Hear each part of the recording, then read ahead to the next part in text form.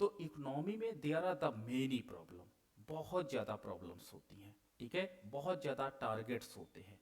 लेकिन in target में एक दो टारगेट ऐसे होते हैं जिनको तुरंत अचीव करना बहुत जरूरी होता है, जिन पर तुरंत पॉलिसी बनाना बहुत जरूरी होता है, ठीक है। सच है, आपके पास प्राइस राइज की प्रॉब्लम है, ठीक है, प्राइस राइज की प्रॉब्लम है एक देश में पहली प्रॉब्लम है प्राइस राइज की, दूसरी प्रॉब्लम है अनएम्प्लॉयमेंट की, ठीक है, तीसरी प्रॉब्लम है वुमेन, महिला हिंसा की, ठीक है, महिलाओं के ऊपर क्या होता है कि रोड में लोग परेशान करते हैं, छिनौती बहुत होती है, ठीक है, ऐसी प्रॉब्लम है।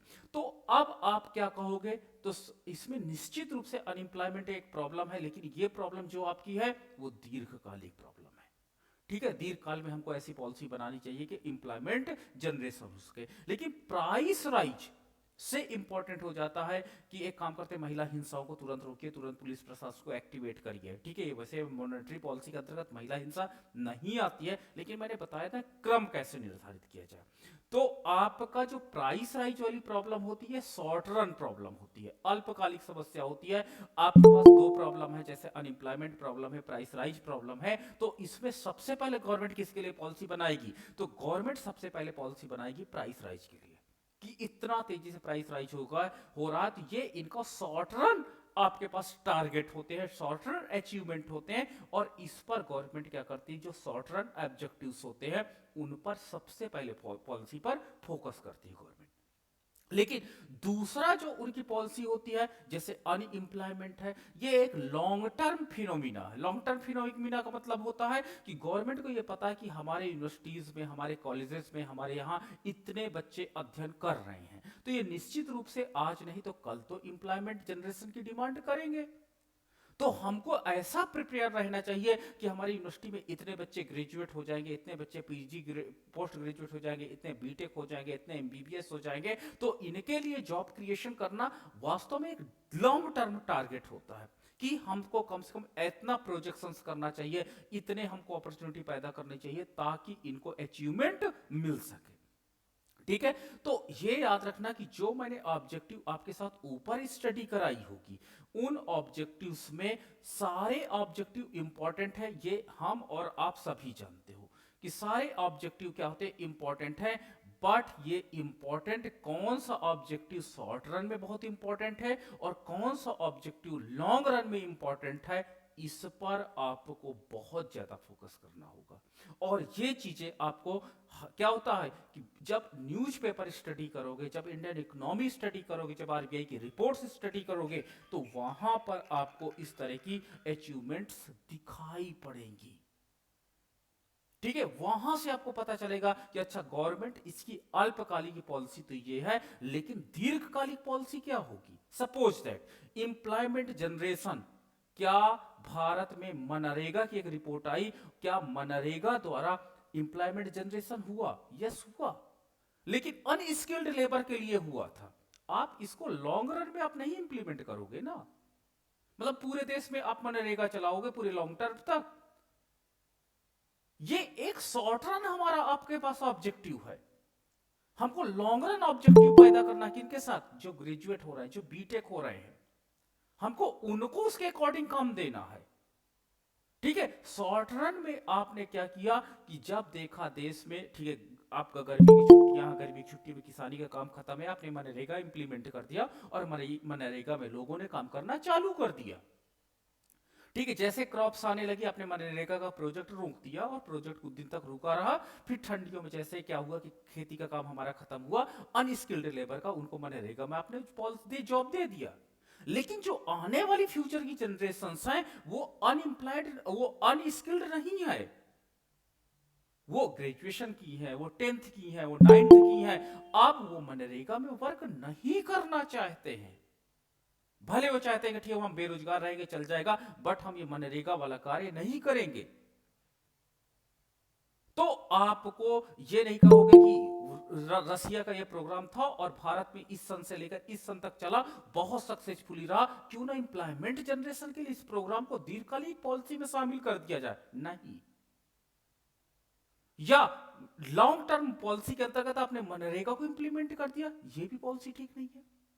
तो आपको आपके देश के होनहार युवा जो एलिजिबिलिटी रखते हैं, उस एलिजिबिलिटी, कम से कम उस एलिजिबिलिटी के आसपास की जॉब क्रिएशन आपको करना जिम्मेदारी हो जाती है, और ये मॉनेटरी पॉलिसी का ऑब्जेक्टिव बनेगा जाकर के।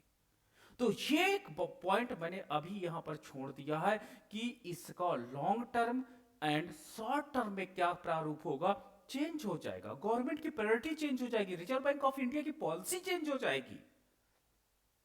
कभी कभी लोग ऐसे लॉजिक रखते हैं कि एम्प्लॉयमेंट जनरेशन के लिए कोई काम नहीं किया गया। अरे employment generation this is not short run. Short run ये स्टेप्स नहीं थे, शॉर्ट रन स्टेप नहीं थे, इनको लॉन्ग टर्म के लॉन्ग रन स्टेप्स थे। इनके लिए गवर्नमेंट को कैबिनेट से एक अच्छी पॉलिसी बनानी पड़ेगी और उसको इंप्लीमेंट करना पड़ेगा, हमको उस पर काम करना पड़ेगा। ठीक है, मनरेगा जैसे प्रोग्राम केवल और केवल अनस्किल्ड लेबर के लिए हमको लागू किया गया ताकि ये लोग भूखमरी का शिकार ना हो, ताकि इनकी सर्वाइवल, इनका जीवन चलता रहे, उसके लिए हमने इंप्लीमेंट किया था। यानी अपनी इकोनॉमी में एक वर्ग को बचाने का यह प्रोग्राम था। एक वर्ग को उसकी लाइफ की जो प्रॉब्लम्स थी, उस प्रॉब्लम्स को क्या करते थे, उसको सॉल्व करने का था, लेकिन ये ग्रोथ का नहीं था। अब बताइए, एक देश में, मैंने बोला कि एक देश में जब इन्वेस्टमेंट बढ़ेगा तो इन्वेस्टमेंट बढ़ने से वहां पर मल्टीप्लायर काम करेगा, और मल्टीप्लायर काम करने से नेशनल इनकम बढ़ेगी। एक मनरेगा वाला मजदूर 200 रुपए या 150 रुपए के आसपास कमाता है। 150 रुपए कमाने के बाद उस 150 रुपए में पूरा परिवार खाना खाएगा। तो ये बताइए, डेल्टा एस यानी सेविंग का मान 0 ही तो होगा। हमको इतनी इनकम तो कम से कम उसको देनी होगी ना, कि वो कम से कम अपनी इनकम का 10 या 20% सेविंग कर सके, और इस सेविंग से इस रोजगार को छोड़ करके पान की दुकान, परचून की दुकान खोल ले, ताकि हमारा ऑब्जेक्टिव पूरा हो जाए। क्या हम लॉन्ग रन में भी इनको मनरेगा में या ऐसे प्रोग्राम में इंगेज रखना चाहते हैं? गवर्नमेंट को इस पॉलिसी पर काम करना होता है कि कम से कम उसको सर्वाइवल से ज्यादा इनकम मिले, ताकि सेविंग्स बढ़े, सेविंग्स बढ़ेगी तो इन्वेस्टमेंट बढ़ेगा, और इन्वेस्टमेंट से इकोनॉमी में नेशनल इनकम इंप्रूव होती चली जाएगी। इसलिए इनकी स्टडी का जो दायरा होता है, इसका इंप्लीमेंट करने का जो तरीका होता है, वो गवर्नमेंट को प्रायोरिटी में रखना पड़ता है कि तुरंत एक्शन, क्विक एक्शन किसके रिस्पेक्ट में लेना है, और लॉन्ग रन का एक्शन किसके रिस्पेक्ट में लेना है, क्योंकि हमको बचत और विनियोग को भी बढ़ाना है और उसमें भी इक्विलिब्रियम को मेंटेन करना है। तो वो ड्राफ्ट में आपको स्ट्रेटजी होनी चाहिए, और कम से कम उनको इतनी इनकम हो कि केवल परिवार केवल कंजप्शन ना कर सके, क्योंकि हमको उनका फ्यूचर में सोशियो इकोनॉमिक कंडीशन को इंप्रूव करने की बात की जाएगी।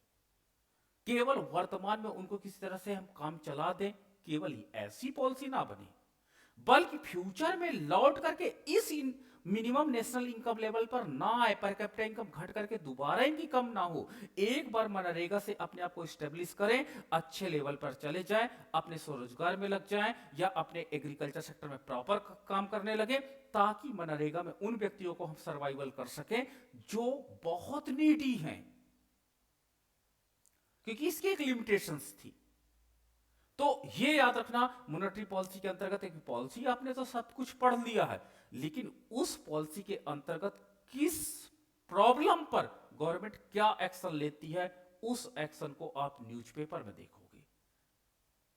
उस ऑब्जेक्टिव को अचीव करने के लिए गवर्नमेंट तरह तरह की पॉलिसीज बनाएगी। अब आपको यह हो सकता ना समझ में आए कि यह पॉलिसी क्यों बनाई गई, इसके लिए आपको क्रिटिकल एनालिसिस पढ़नी पड़ेगी। ठीक है, मैं आपको एक लेख आज जरूर शेयर करूंगा मॉनेटरी पॉलिसी पर। एक बहुत अच्छा रिसर्चर थे, वो रिसर्चर हैं, उन्होंने उस लेख को लिखा है।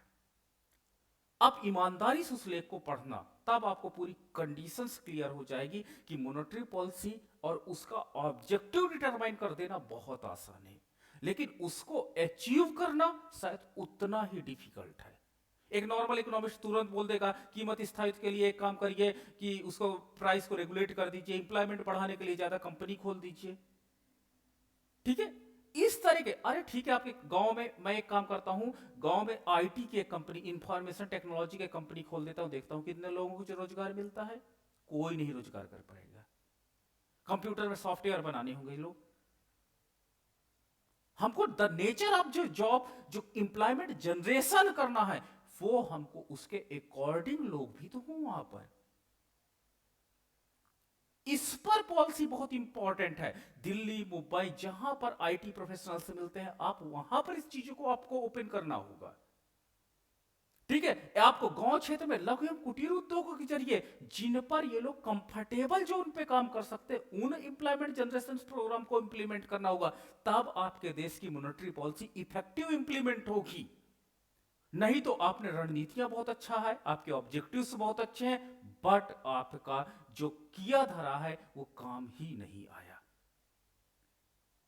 ठीक है, मैं बताऊं एक कैसे पॉलिसीज बनती है और कैसे वो धरातल पर आती है। आपको देखो एग्जांपल, भारत में क्या हुआ, लोगों के मकान बने हैं, सबके पास है।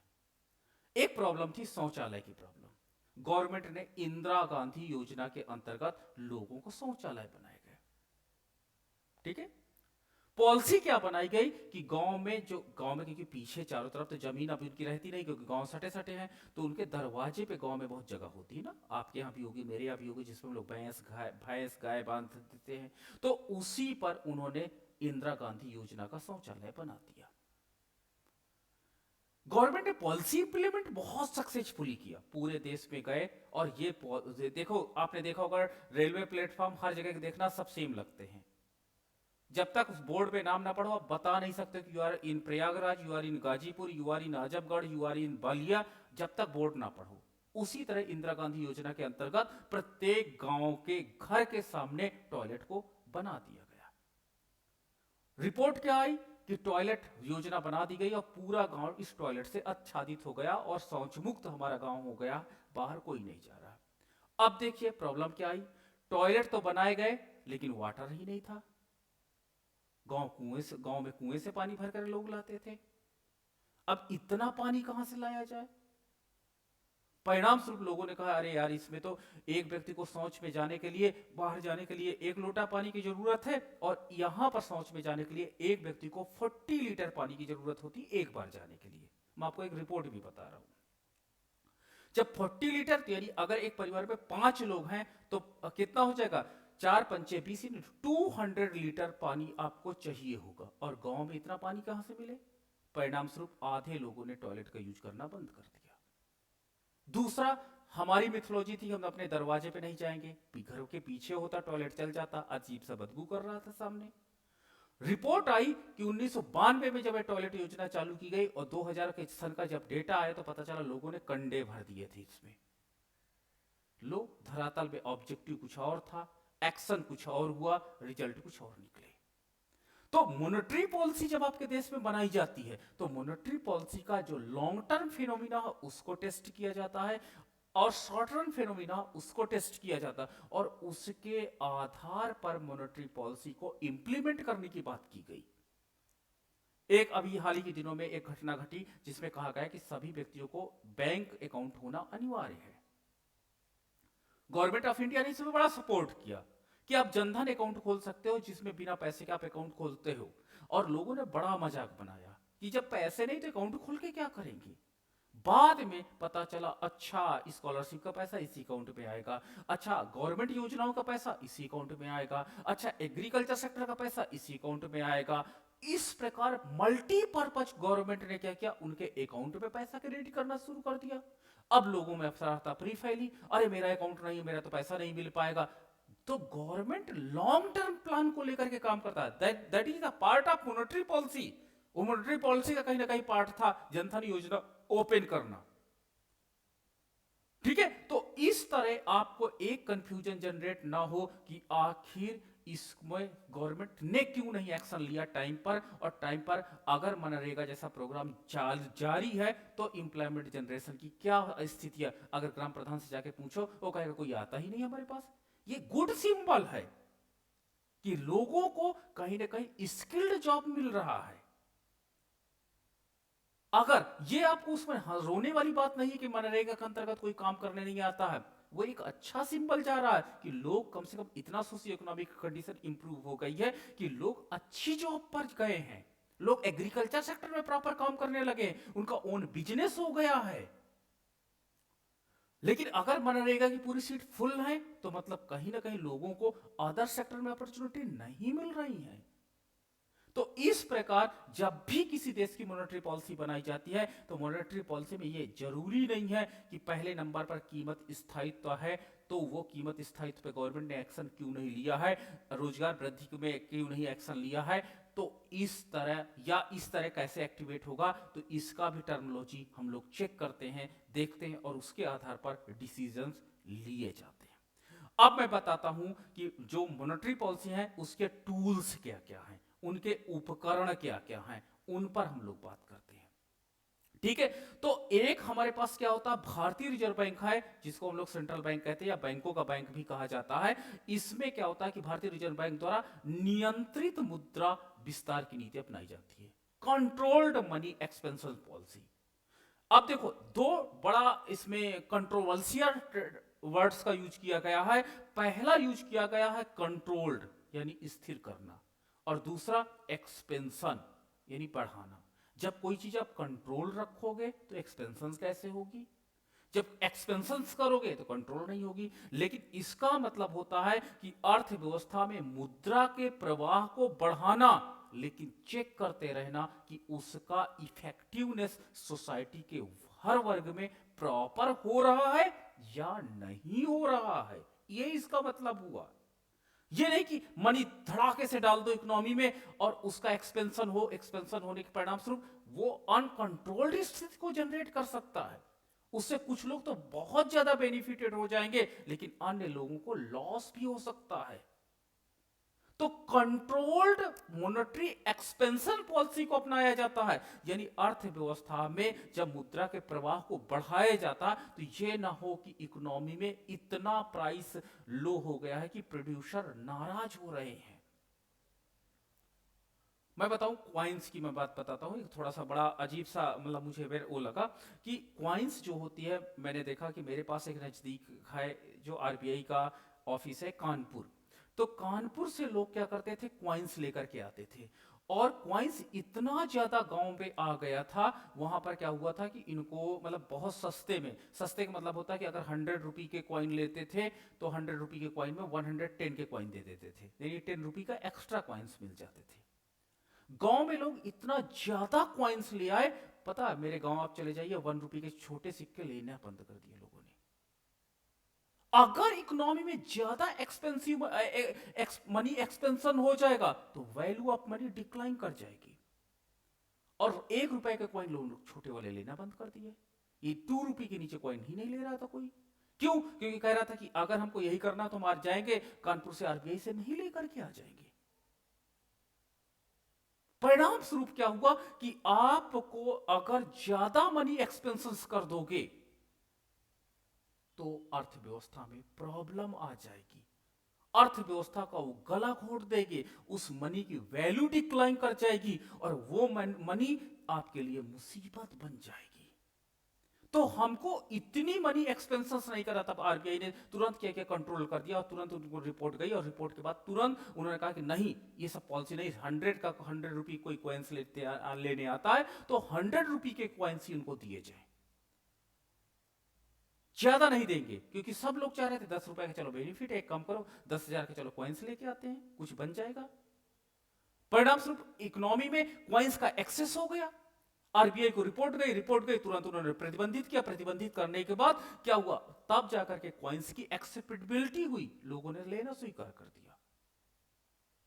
तो अगर आप अनकंट्रोल्ड मनी मॉनेटरी एक्सपेंशन करोगे तो इकोनॉमी में वैल्यू ऑफ मनी डिक्लाइन कर जाएगी, और वैल्यू ऑफ मनी डिक्लाइन करते ही इकोनॉमी आपकी क्रैश कर जाएगी, अफरा तफरी फैल जाएगी, लोग मनी लेने को तैयार नहीं होंगे। जब मनी लेने को तैयार नहीं होंगे तो परिणाम स्वरूप क्या होगा, लोग बिजनेस बंद कर देंगे, अनएम्प्लॉयमेंट फैल जाएगा।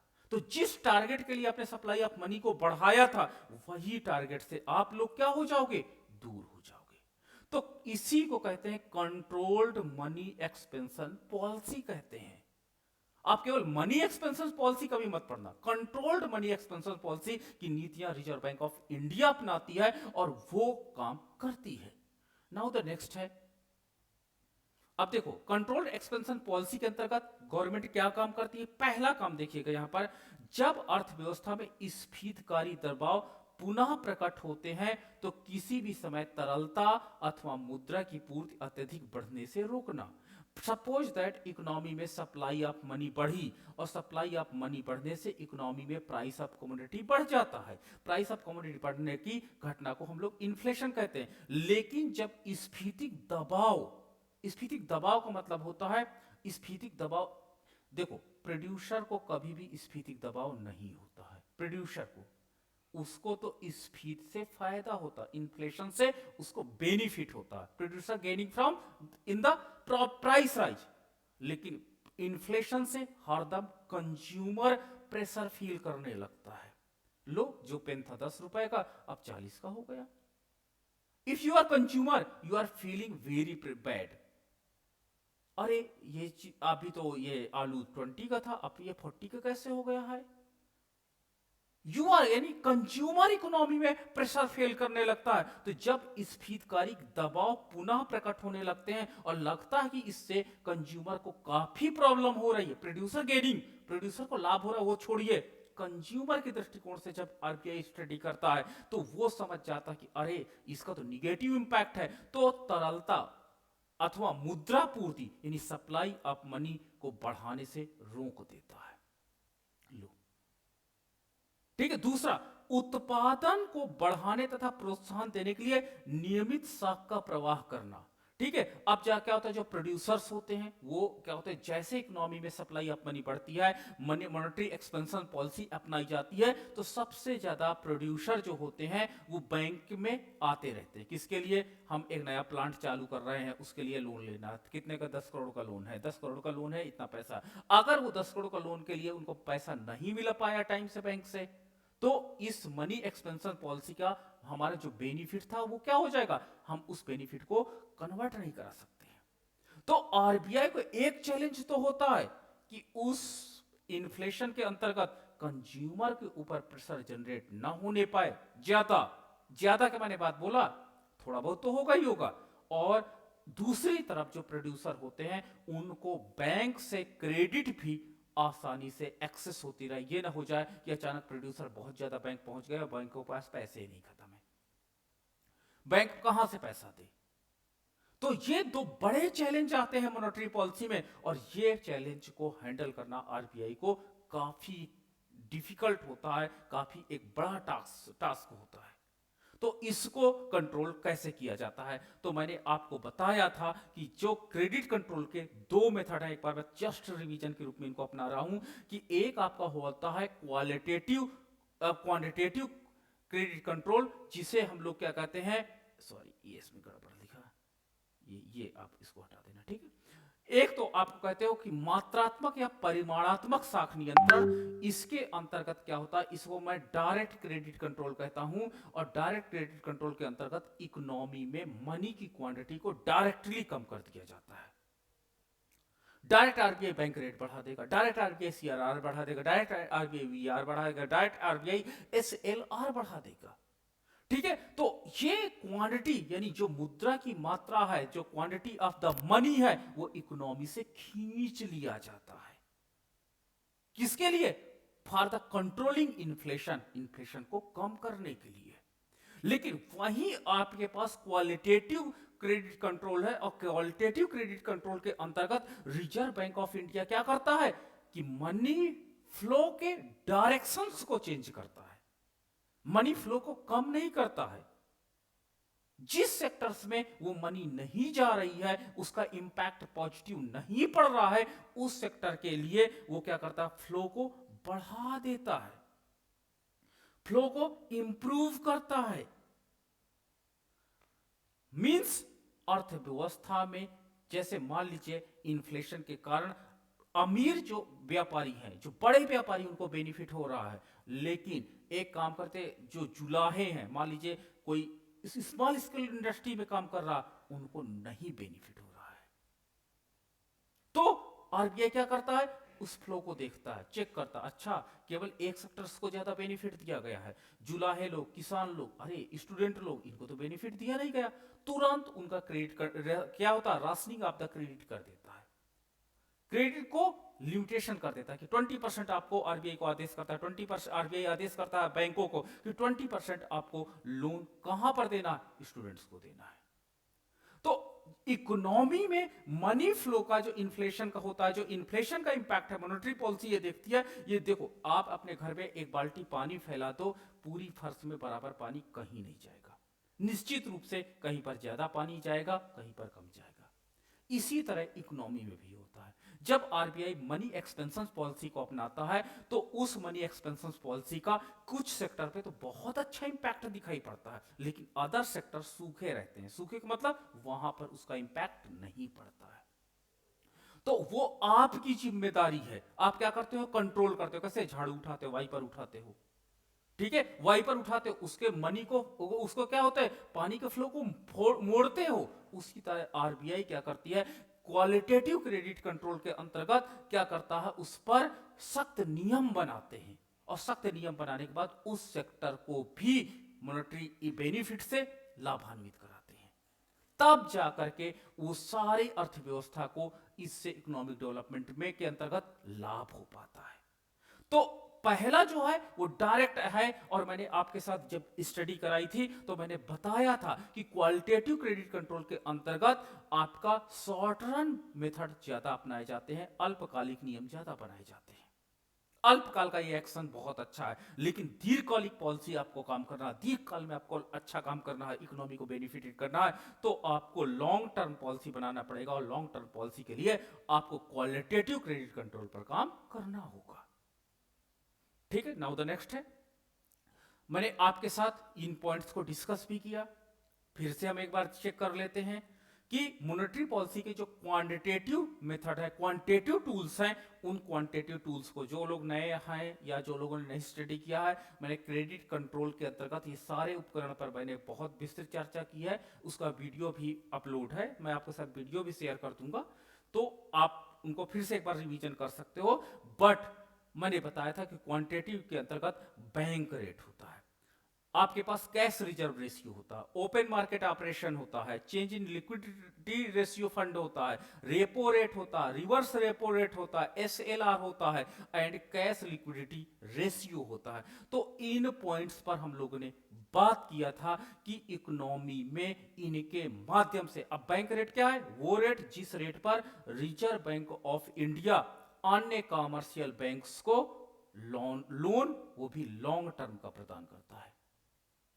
ठीक है, लॉन्ग टर्म के लोन प्रदान करते हैं। वही रेपो रेट क्या है, जब रिजर्व बैंक ऑफ इंडिया क्या करता है, अन्य कॉमर्शियल बैंक्स को शॉर्ट रन का लोन प्रदान करता है, तो इसे हम लोग रेपो रेट कहते हैं।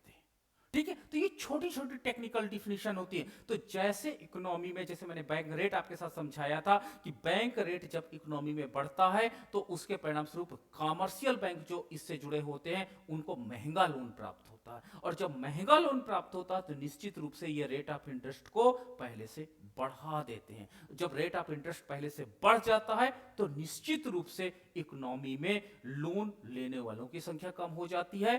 दूसरा, लोन लेने वालों की संख्या कम होने के साथ ही साथ दूसरा इफेक्ट यह दिखाई पड़ता है कि इससे अर्थव्यवस्था में क्या होता है, लोग डिपॉजिट ज्यादा करने लगते हैं, यानी सेविंग्स ज्यादा करने लगते हैं। ठीक है, तो ये पॉइंट आपका है। लेकिन गुणात्मक के अंतर्गत मैंने बताया था selective credit control, selective credit control के अंतर्गत एक पर्टिकुलर वर्ग जो उसके इफेक्ट से अप्रभावित है उसको प्रभावित करने के लिए एससीसी का प्रयोग किया जाता है, और इसके अंतर्गत हम लोग जो क्या करते हैं, साख का नियमन करते हैं, रेशनलाइजेशन ऑफ द क्रेडिट करते हैं, सिलेक्टिव क्रेडिट कंट्रोल करते हैं, और various interest rates of the deduction rates को, यानी ब्याज की विभिन्न कटौतियों का प्रयोग करते हैं, और उसके आधार पर ये काम करते हैं। ठीक है, प्रचार प्रसार करते हैं और डायरेक्ट एक्शन लेते हैं, नैतिक दबाव होते हैं, मोरल सेक्शंस, बहुत सी चीजें होती हैं। ठीक है, मैंने आपके साथ जो बात किया था वो बैंक रेट की बात किया। तो बैंक रेट क्या होता है, वो दर जिस दर पर केंद्रीय बैंक अपने सदस्य बैंकों को ऋण प्रदान करता है। इसमें दीर्घकाल शब्द नहीं लिखा है, दीर्घकाल शब्द आप जोड़ देना। ठीक है, दीर्घकाल से होता है। इससे क्या होता है कि जैसे बैंक रेट इकोनॉमी में बढ़ता है, बैंक रेट बढ़ने के परिणाम स्वरूप आपकी अर्थव्यवस्था में रेट ऑफ इंटरेस्ट बढ़ जाता है। अब देखो, इसमें मैंने कई पॉइंट को मेंशन किया, क्योंकि मॉनेटरी पॉलिसी आप पढ़ रहे हो, तो मॉनेटरी पॉलिसी के अंतर्गत बैंक रेट का क्या इंपैक्ट होता है। तो बैंक रेट द्वारा परिवर्तित जो बैंक रेट परिवर्तन होता है, साख की मात्रा पर प्रभाव पड़ता है। यदि बैंक रेट बढ़ा दिया जाता है तो अर्थव्यवस्था में साख की मात्रा कम हो जाती है, क्रेडिट कंट्रोल हो जाता है। और इसके विपरीत यदि बैंक रेट घटा दिया जाएगा तो साख की मात्रा पहले से बढ़ जाती है। दूसरा, साख की मात्रा में परिवर्तन होने से वस्तुओं एवं सेवाओं के मूल्य भी प्रभावित हो जाएंगे।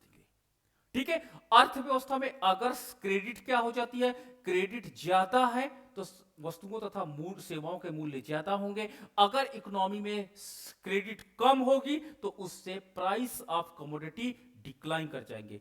बैंक रेट में वृद्धि करने से साख की मात्रा में कमी हो जाती है, परिणाम स्वरूप वस्तुओं और सेवाओं के मूल्य क्या हो जाते हैं, बढ़ जाते हैं। इसके विपरीत बैंक रेट कम करने से साख की मात्रा में वृद्धि हो जाती है, जिससे वस्तुओं तथा सेवाओं के मूल्य क्या हो जाते हैं, कम हो जाते हैं।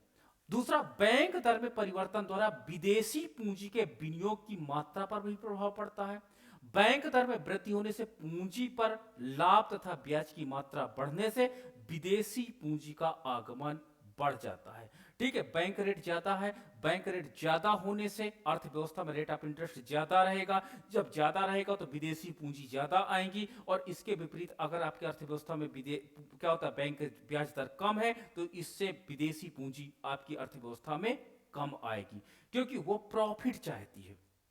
ठीक है, जब आपके देखते हैं कि आपका बैंक आपको लोन नहीं प्रोवाइड कर रहा है तो विदेशी भी दौड़ के आता है, अच्छा हमसे ले लो। ठीक है, आपका बैंक 10% हमसे 9.5% पे ले लो। तो इससे फॉरेन कैपिटल तेजी से अट्रैक्ट होती है। अगला है, विदेशी पूंजी के आवागमन के परिणाम स्वरूप बैंक दर द्वारा साख की मात्रा में परिवर्तन होने से उत्पादन एवं आयात निर्यात में परिवर्तन के कारण देश की मुद्रा विनिमय दर भी परिवर्तित हो जाती है। तो यानी बैंक रेट का इंपैक्ट कहां कहां पे पड़ा, आपकी डायरेक्ट इकोनॉमी में पड़ा, प्राइस पर पड़ा, आपने देखा फॉरेन कैपिटल पर पड़ा, और उसके साथ ही साथ फॉरेन एक्सचेंज पर भी इसका प्रभाव हमको पड़ता हुआ दिखाई पड़ता है। तो फॉरेन एक्सचेंज जो होता है वो भी हमारे पास जो एक्सचेंज रेट होता है उसमें परिवर्तन हमको दिखाई पड़ जाता है। बैंक रेट परिवर्तन होने से देश में चलन में मुद्रा भी प्रभावित होती है। क्यों? क्योंकि बैंक रेट अगर आपका कम है, बैंक रेट, तो बैंक रेट कम होने से इकोनॉमी में क्रेडिट सप्लाई ज्यादा होगा, क्रेडिट सप्लाई ज्यादा होगा तो जो आपके इकोनॉमी में मनी है, ठीक है, बैंक रेट बढ़ा दिया जाता तो साख की मात्रा कम हो जाती है तथा चलन में मुद्रा की मात्रा कम हो जाती है। और इसके विपरीत बैंक दर घटाने से साख में की मात्रा में वृद्धि होती है और मुद्रा की चलन में मात्रा भी बढ़ जाती है। तो बैंक रेट से इकोनॉमी में जो वेलोसिटी ऑफ मनी है, वेलोसिटी ऑफ मनी आपको बहुत अच्छे से याद होना चाहिए कि मैंने जब फिशर का सिद्धांत पढ़ाया था, एमवी बराबर पीटी पढ़ाया था, तो एमवी बराबर पीटी में मैंने बोला था कि एम तथा पी का डायरेक्ट कोरिलेशन पाया जाता है, लेकिन वी जो वेलोसिटी होती है that is also playing important role in the economy. अर्थव्यवस्था में इसका भी महत्वपूर्ण योगदान होता है। ठीक है, नाउ द नेक्स्ट है सीआरआर। सीआरआर के विषय में कैश रिजर्व रेशियो, मैंने कहा ना कि प्रत्येक डिपॉजिट, ठीक है, आपके पास 1,000 रुपए है, 1,000 रुपए आपके पास आया तो इसका एज अ सीआरआर पार्ट, मान लीजिए सीआरआर पार्ट 5% है तो 5% मुद्रा आपको रिजर्व बैंक ऑफ इंडिया को जमा करनी होगी। ठीक है, तो इससे क्या होता है कि आपकी जो लोनिंग कैपेसिटी होती है वो लोनिंग कैपेसिटी पहले से कम हो जाएगी। अगर सीआरआर का मान बढ़ जाएगा तो ये सभी अनुसूचित वाणिज्यिक बैंकों को अपनी समग्र जमाओं का, जितनी आप डिपॉजिट करते हो, एक निश्चित प्रतिशत रिजर्व बैंक के पास अनिवार्यता रखना होगा।